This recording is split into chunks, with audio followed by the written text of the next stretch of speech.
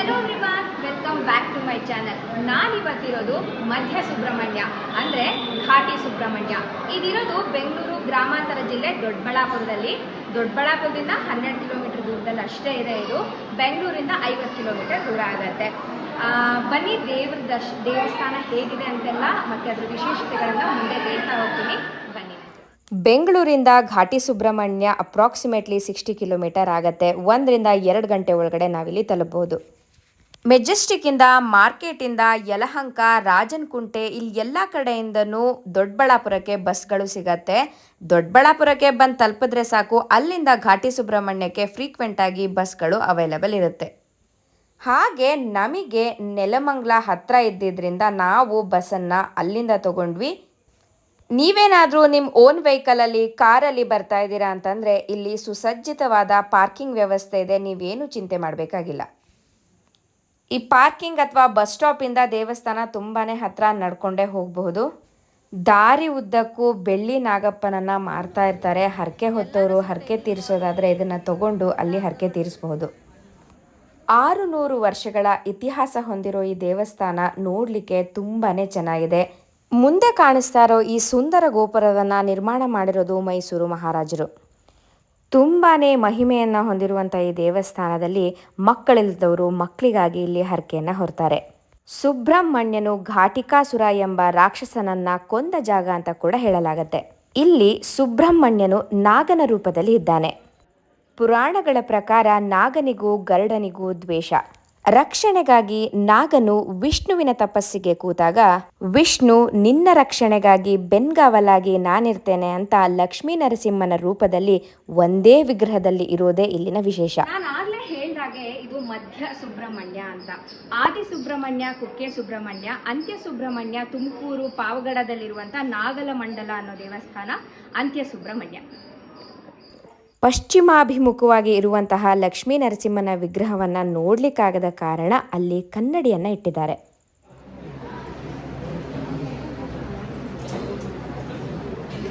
Rush ಇದೆ. ಇವತ್ತು ಶನಿವಾರ ಆಗಿರೋದ್ರಿಂದ ಸ್ವಲ್ಪ ರಶ್ ಇದೆ.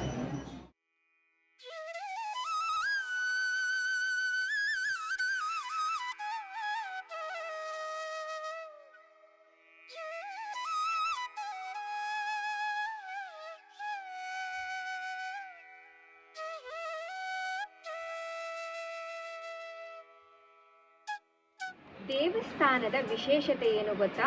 ಸಾಲಿಗ್ರಾಮ ಶಿಲೆಯಲ್ಲಿ ಏಕಶಿಲೆಯಲ್ಲಿ ಉದ್ಭವವಾಗಿರುವಂತಹ ಮೂರ್ತಿ ಇದು. ಮುಂದೆ ಸುಬ್ರಹ್ಮಣ್ಯ, ಹಾಗೆ ಹಿಂದೆ ವಿಷ್ಣು, ಲಕ್ಷ್ಮೀ ನರಸಿಂಹಸ್ವಾಮಿ ರೂಪದಲ್ಲಿರುವಂತಹ ವಿಗ್ರಹ ಅದು. ನಾನು ಒಳಗೆ ಹೋದಾಗ ನಿಮಗೆ ತೋರ್ಸೋಕ್ಕಾಗಿಲ್ಲ, ಯಾಕಂದರೆ ತುಂಬ ರಶ್ ಕೂಡ ಇತ್ತು. ನಮಗೆ ಒಂದೇ ನಿಮಿಷ ಹೀಗೆ ನೋಡಲಿಕ್ಕೆ ಸಿಗೋದು. ಜನ ಜಾಸ್ತಿ ಇದ್ದಿದ್ದರಿಂದ ನಾನು ತೋರಿಸ್ಲಿಕ್ಕಾಗಲಿಲ್ಲ. ದೇವರ ದರ್ಶನ ಅಂತೂ ಚೆನ್ನಾಗಿ ಆಯಿತು. ಗರ್ಭಗುಡಿಯಲ್ಲಿರುವಂಥ ದೇವರ ವಿಗ್ರಹವನ್ನು ಲೈವ್ ಆಗಿ ಟಿವಿಯಲ್ಲಿ ಟೆಲಿಕಾಸ್ಟ್ ಮಾಡ್ತಾ ಇದ್ರು. ನಾನು ಅದನ್ನೇ ತೋರಿಸೋ ಪ್ರಯತ್ನ ಮಾಡ್ತಾ ಇದ್ದೀನಿ. ದೇವರಿಗೆ ಅಭಿಷೇಕ ಮಾಡಿದಂಥ ತೀರ್ಥವನ್ನು ಇಲ್ಲಿ ಪ್ರಸಾದವನ್ನಾಗಿ ಕೊಡ್ತಾರೆ. ನಾವು ಅದನ್ನು ತಗೊಂಡು ದೇವಸ್ಥಾನದ ಹಿಂಭಾಗದಲ್ಲೇ ಇರುವಂತಹ ನಾಗಬನಕ್ಕೆ ಹೋಗ್ತಾ ಇದ್ದೀವಿ.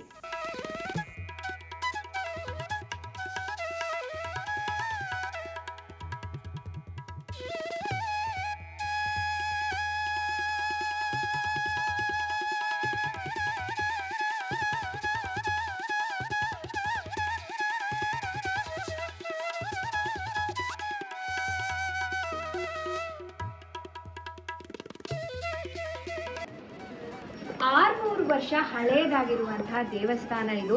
ಬಳ್ಳಾರಿಯಲ್ಲಿರುವ ಮಹಾರಾಜರು ಒಬ್ಬರಿಗೆ ಕನಸಲ್ಲಿ ಸುಬ್ರಹ್ಮಣ್ಯ ಸ್ವಾಮಿ ಬಂದು ಇಲ್ಲಿ ನನ್ನ ಮೂರ್ತಿ ಉದ್ಭವ ಆಗಿದೆ, ಇಲ್ಲಿ ಬಂದು ದೇವಸ್ಥಾನ ನಿರ್ಮಾಣ ಮಾಡು ಅಂತ ಹೇಳಿದಾಗ ಆ ಮಹಾರಾಜರು ಬಂದು ಇಲ್ಲಿ ದೇವಸ್ಥಾನವನ್ನು ನಿರ್ಮಾಣ ಮಾಡಿ ಜೀರ್ಣೋದ್ಧಾರ ಎಲ್ಲ ಮಾಡಿ ಅವತ್ತಿಂದ ಇಲ್ಲಿ ದೇವಸ್ಥಾನ ಇದೆ. ಅದು ಇಲ್ಲಿಯ ಸ್ಥಳ ಪುರಾಣ. ಕೆಲವರಿಗೆ ಜಾತಕದಲ್ಲಿ ದೋಷ ಅಂದರೆ ಪೂರ್ವ ಜನ್ಮದ ದೋಷಗಳು ಅಥವಾ ಈ ಜನ್ಮದಲ್ಲೇ ಮಾಡಿರುವಂಥ ಕೆಲವು ಸರ್ಪದೋಷ, ರಾಹು ಕುಜ ದೋಷ, ರಾಹು ಕೇತು ದೋಷ, ಇದನ್ನೆಲ್ಲ ಇಲ್ಲಿ ಪರಿಹಾರ ಮಾಡ್ತಾರೆ. ಅದಕ್ಕೋಸ್ಕರನೇ ದೇವಸ್ಥಾನ ತುಂಬಾ ಪ್ರಸಿದ್ಧಿಯನ್ನು ಕೂಡ ಹೊಂದಿದೆ. ಅಂದರೆ ಯಾವುದೇ ಚರ್ಮದ ಕಾಯಿಲೆ ಇದ್ದರೆ ಅದು ಕೂಡ ಗುಣ ಆಗತ್ತೆ ಅಂತ ಇಲ್ಲಿ ಹೇಳ್ತಾರೆ. ಇಲ್ಲಿನ ಮತ್ತೊಂದು ವಿಶೇಷತೆ ಅಂದರೆ ಇಲ್ಲಿ ನಾಗರ ಬನ ಇದೆ. ಇಲ್ಲಿ ಬಂದಿರುವಂಥ ಭಕ್ತಾದಿಗಳೇ ಇಲ್ಲಿ ಇದನ್ನು ಸ್ಥಾಪನೆ ಮಾಡಿರ್ತಾರೆ. ಸರ್ಪದೋಷ ಇದ್ದವರು ಅಥವಾ ಹರಕೆ ಹೊತ್ತವರು ಇಲ್ಲಿ ನಾಗರ ಕಲ್ಲನ್ನು ಸ್ಥಾಪನೆ ಮಾಡ್ತಾರೆ. ಇಲ್ಲಿ ನೋಡಿ ನೀವು ಎಷ್ಟು ನಾಗರಕಲ್ಲು ಕಾಣಿಸುತ್ತೆ.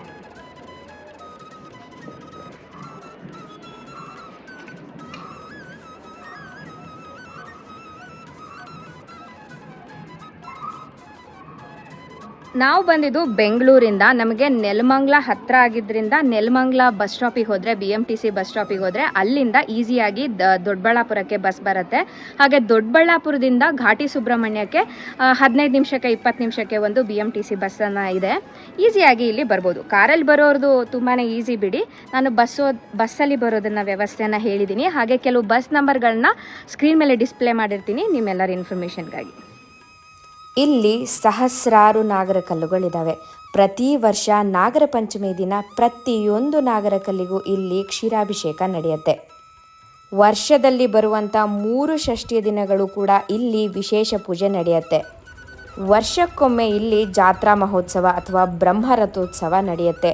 ಬಹುಶಃ ಡಿಸೆಂಬರ್ ಅಥವಾ ಜನವರಿ ಮಂತಲ್ಲಿ ಇದು ಬರುತ್ತೆ.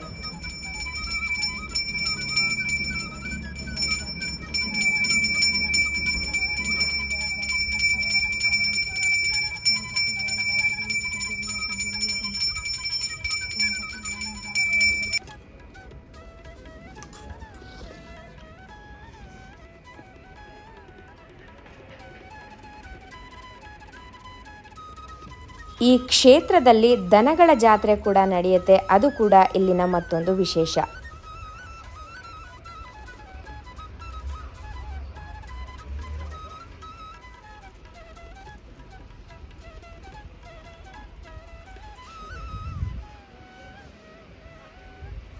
ಸ್ಥಾನದಲ್ಲಿ ದಾಸೋಹ ಕೂಡ ಇದೆ. ಈಗ ದಾಸೋಹಕ್ಕೆ ಹೋಗೋಣ. ಹೇಗಿದೆ? ತುಂಬ ಚೆನ್ನಾಗಿದೆ. ನಾಗರಕಲ್ಲು ಪ್ರತಿಷ್ಠಾಪನೆ ಮಾಡಿರೋದು ಎಲ್ಲ ಹರಕೆ ಹೊತ್ಕೊಂಡಿರೋರು ತುಂಬ ಚೆನ್ನಾಗಿದೆ. ನಾಗದೋಷ ಇದ್ದವರು ಇಲ್ಲಿ ಬಂದು ನಾಗರಕಲ್ಲನ್ನು ಸ್ಥಾಪನೆ ಮಾಡ್ತಾರೆ. ಅದೇ ರೀತಿ ಯಾವುದೇ ದೋಷ ಇದ್ದರೂ ಕೂಡ ರಾಹು ದೋಷ, ಕುಜದೋಷ, ಕೆಲವು ಜಾತಕದಲ್ಲಿ ಬರುವಂಥ ದೋಷಗಳ ಪರಿಹಾರ ಮಾಡ್ಕೊಳ್ಳಿಕ್ಕೆ ಇಲ್ಲಿ ಬರ್ತಾರೆ. ಇಲ್ಲಿ ಇದರದ ದೋಷ ಪರಿಹಾರವನ್ನು ಕೂಡ ಮಾಡಿಕೊಡ್ತಾರೆ. ಇದು ದಾಸೋಹಕ್ಕೆ ದಾರಿ. ಜನ ಅಷ್ಟು ಇಲ್ಲ ಇವತ್ತು, ಸೊ ಕ್ಯೂನೇ ಇಲ್ಲ, ಆರಾಮಾಗಿ ಹೋಗ್ಬೋದು.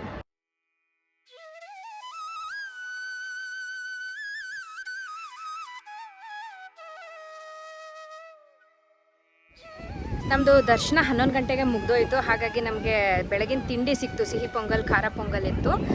1 ಗಂಟೆ ಆದಮೇಲೆ ಊಟದ ವ್ಯವಸ್ಥೆ ಇರುತ್ತೆ.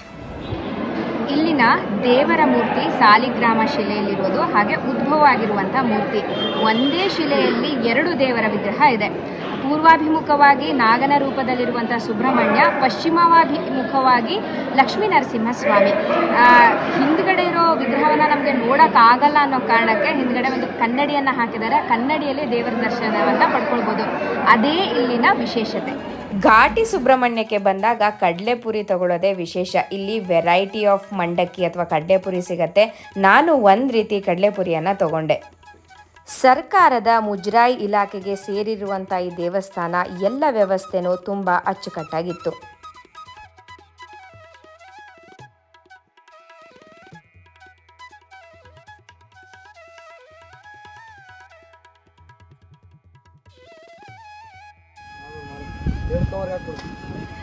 ಬೇಲದ ಹಣ್ಣು ಕೊಡಿ, ಕವರ್ ಏನು ಬೇಡ.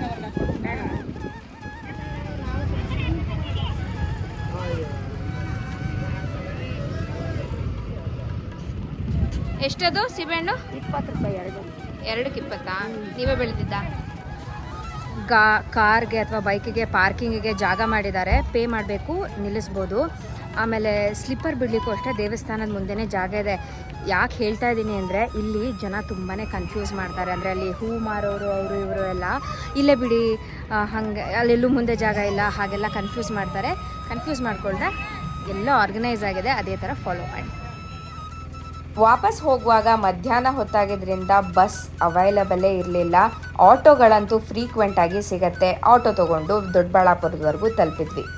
ದೊಡ್ಡಬಳ್ಳಾಪುರಕ್ಕೆ ಬಂದು ತಲುಪಿದ್ರೆ ಬೆಂಗಳೂರಿಗೆ ತಲುಪೋದೇನು ಕಷ್ಟ ಆಗೋದಿಲ್ಲ. ನೆಲಮಂಗಲ ಕಡೆಯಿಂದಾದರೂ ಬಸ್ ಸಿಗತ್ತೆ ಅಥವಾ ಮೆಜೆಸ್ಟಿಕ್ ಕಡೆಗಾದರೂ ಬಸ್ ಸಿಗತ್ತೆ.